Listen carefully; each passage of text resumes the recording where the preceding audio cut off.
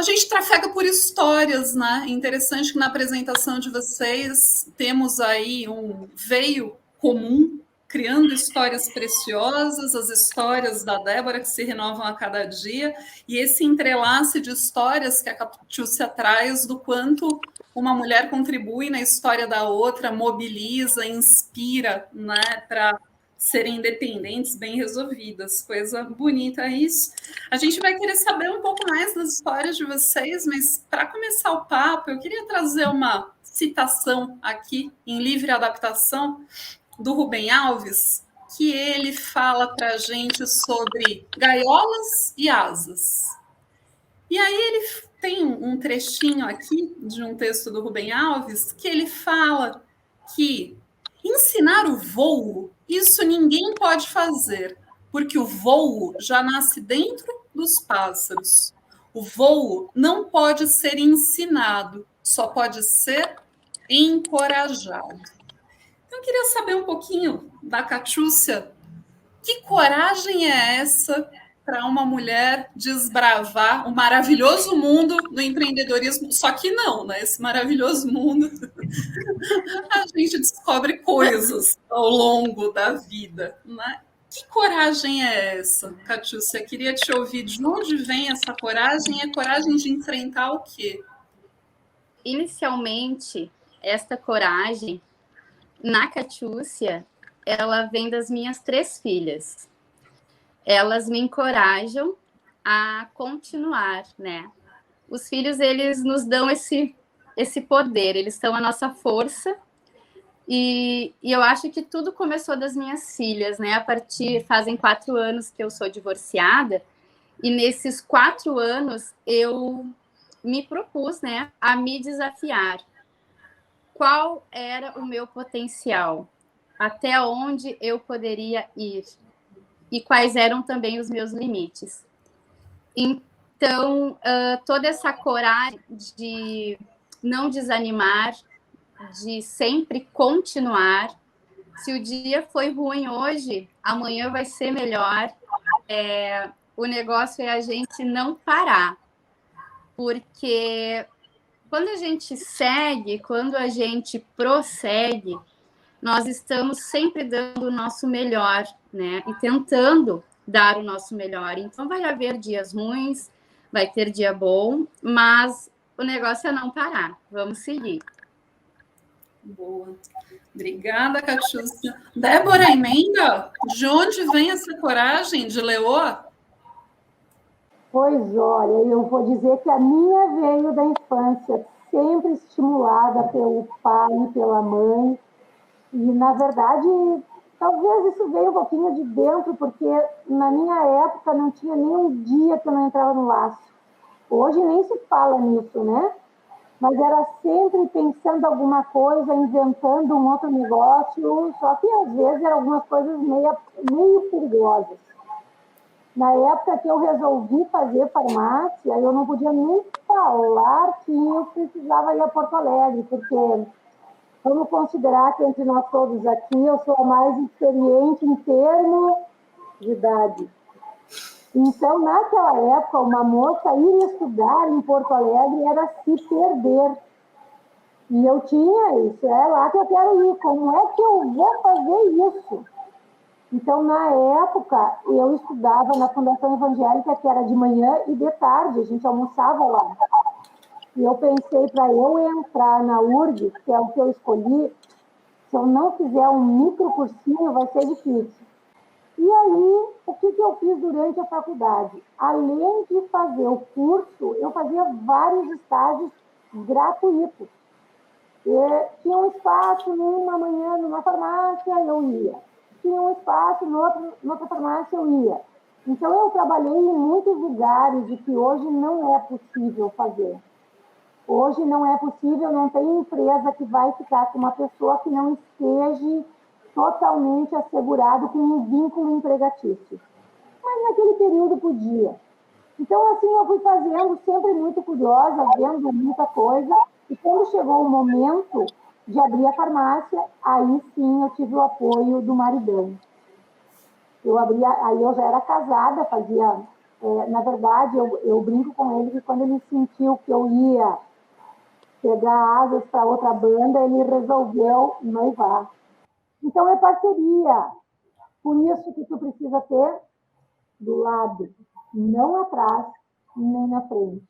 Porque o homem tem uma visão e as mulheres têm outra visão.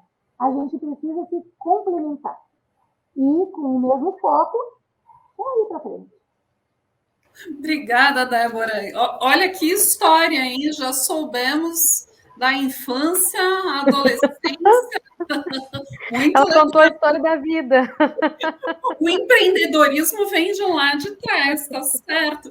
E para ti, Aline, de onde vem a coragem para empreender, voar voo solo, como você disse? De onde veio esse ímpeto? A Débora já resumiu a história da vida, assim, né? Eu acho que tem muito do que a Débora falou, tem também na minha história. Então, é muito essa... Eu acho que a coragem é algo que vem de dentro. Tem muito desse texto que tu trouxe, Maíra, logo na abertura, né?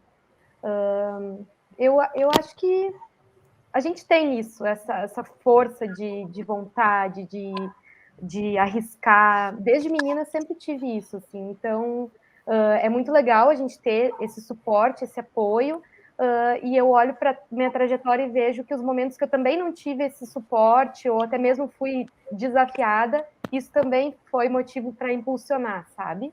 Então, acho que é de cada um. Tem pessoas que não adianta a gente ficar empurrando e também a pessoa não vai, né? Então, acho que é bem pessoal mesmo.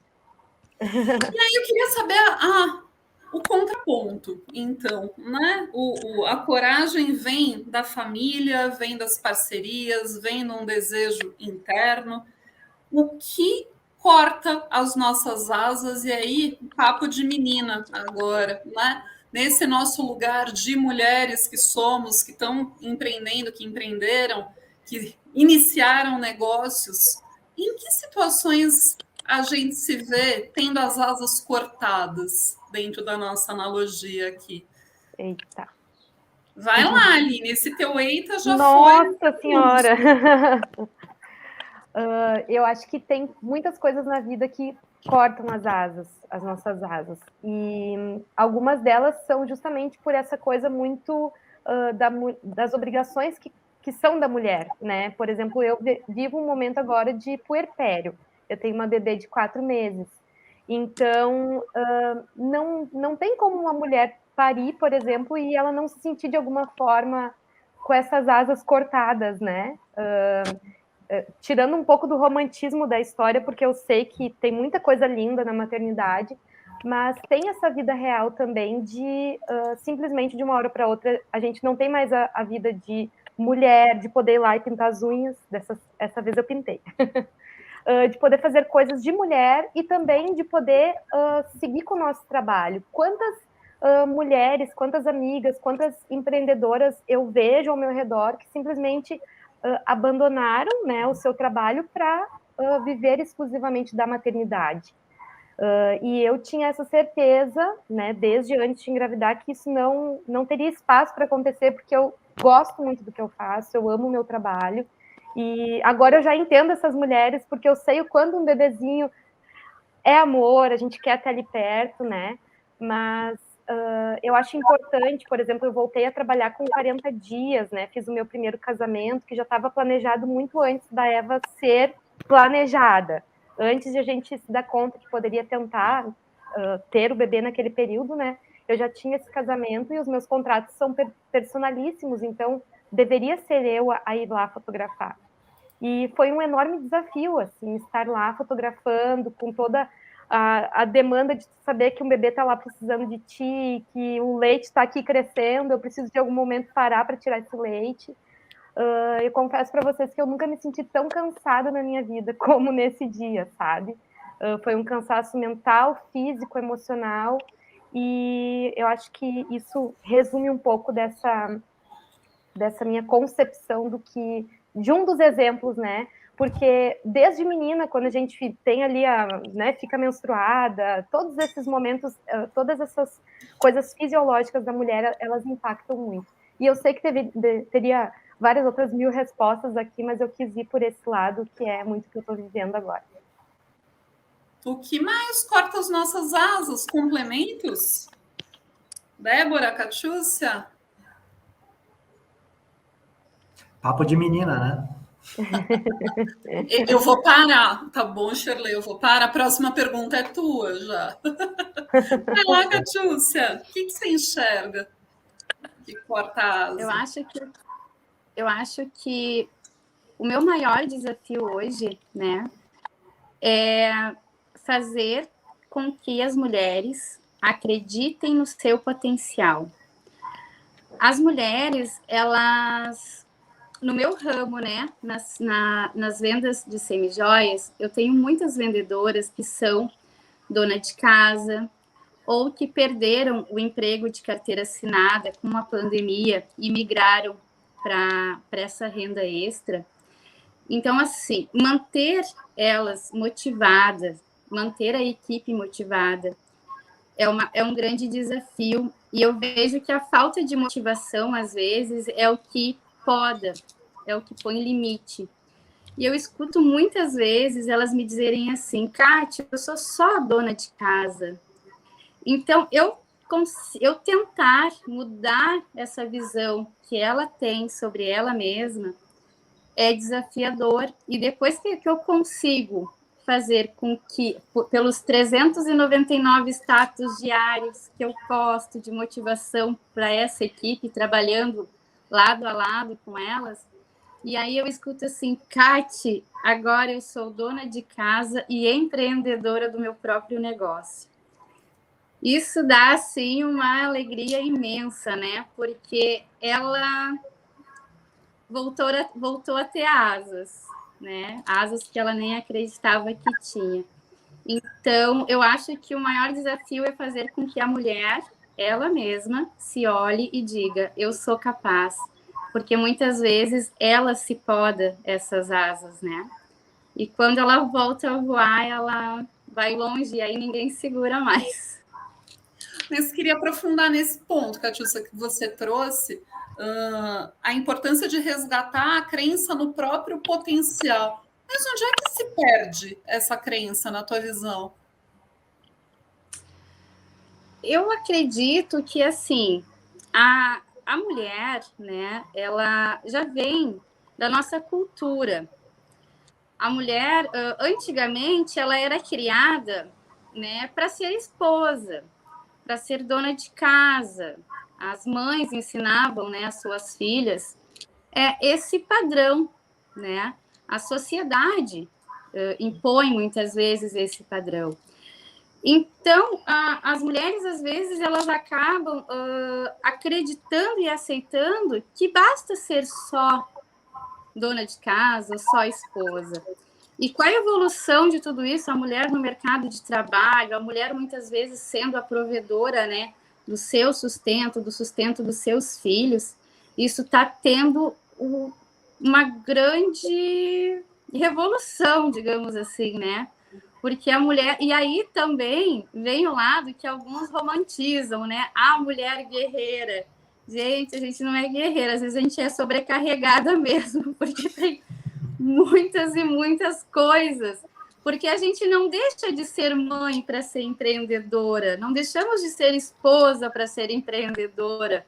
Né? Nós vamos acarretando e acumulando funções. E nem sempre conseguimos dar conta de tudo, e como eu digo para as minhas tops, minhas vendedoras, está tudo certo, nós somos humanas, nós podemos, né, fraquejar, nós podemos dizer hoje não vamos fazer, mas amanhã a gente vai fazer. Então, eu acho que é exatamente isso, assim, é mudar essa cultura, que a mulher era vista somente como alguns pontos, né, que seriam para as mulheres, e hoje não. Hoje o lugar de mulher é onde ela quiser estar. Muito legal, muito obrigada, Catiúcia. Complementos, Débora. O que poda as asas para a gente voar? Como eu realmente sou, digamos, a mais antiga entre nós, nunca passei por esse tipo de situação. Pode parecer esquisito isso. Mas a minha avó paterna trabalhava junto do meu avô. Eu cresci vendo eles tocando uma fábrica de sapatos. Onde eu estava lá dentro brincando. Na época, Cavaletes, tu ia, no final de semana, a gente ia na casa da avó, a fábrica era do lado, tu andava de carrinho em cima dos cavaletes de sapato. E eu sabia que uma parte da fábrica a avó cuidava, que era a parte da costura, e a outra parte era o vô que cuidava. E o meu pai, filho deles, era a parte administrativa. Então, os dois levaram essa empresa. No lado da minha mãe, a minha avó não trabalhava, mas o meu avô trabalhava muito. E a minha mãe, ela foi formatada para ser professora, acabou casando e ela não tinha como continuar. Teve alguns problemas de família, minha avó faleceu, aí aquilo foi meio confuso, então ela não conseguiu fazer isso. Mas nós crescemos sem pensar que um guri era mais forte que nós, não. Sem pensar que nós ia perder para um gurizinho. Não. Eu jogava pinica, eu jogava futebol com eles. E não perdia na escola também. Eu acho que talvez a minha formação foi muito... Sempre no desafio. Nós chegava da escola, até o horário do almoço, sentava com o pai e fazia conta. Quem vai saber essa multiplicação? Ele perguntava. Depois a gente brincava de forca nas palavras. Era o tempo inteiro. Conhecimento era a palavra-chave. Nós precisava ir bem na escola. Ele nunca precisou, nem ele, nem a minha mãe, nunca precisaram cobrar uma nota de nós. Nós, por nós mesmos, nós fazíamos a tarefa de casa. E eu aprendi a limpar a casa, arrumar minha cama, limpar banheiro, limpar o chão. Tudo eu aprendi. Igual como todas as meninas. E quando eu casei, não tinha secretária na minha casa. Eu casei, ia trabalhar, fazia o serviço de casa e fazia mais algumas outras coisas. Durante a minha adolescência, eu já fazia trabalhos que eu ganhava dinheiro. Comecei fazendo unha das amigas, depois fazia tricô, crochê, outras coisas. Eu sempre tinha o meu dinheiro. Então, eu nunca precisei pedir dinheiro para ninguém. Claro que quando me dava, eu ficava bem feliz, né? Era mais um pouquinho ali para fazer mais uma coisa. Mas eu sempre tinha o meu dinheiro de trabalho meu. Então, até fiquei pensando o que eu ia dizer que corta minhas asas. Qualquer desafio que eu tenho me estimula para ir mais para frente. É difícil dizer alguma coisa que eu parei de fazer porque alguém botou um empecilho na minha vida ou uma situação. Não sei, a gente vai procurando achar uma saída. E se porventura alguma coisa não era para ser feita naquele momento, a gente percebe que quem mandou que aquilo não acontecesse é o cara lá de cima. Então, a fé é uma coisa que acompanha muito. E quando eu acordo de manhã, está aqui minhas mãos. Que seja eu a mensageira. E quando eu vou dormir, eu agradeço. Obrigado pelo dia de hoje, que amanhã eu seja melhor do que eu fui hoje. Então, quando acontecem dificuldades, é uma coisa muito louca. Ela se desmancha ou ela me mostra que aquele não era o caminho. Mas não é que eu desisto. Hoje, por exemplo, eu me dei conta às 4h30 que eu tinha um horário, às 5 horas, com mais de uma pessoa. Eu digo, meu Deus do céu, vou ter que dar uma desculpa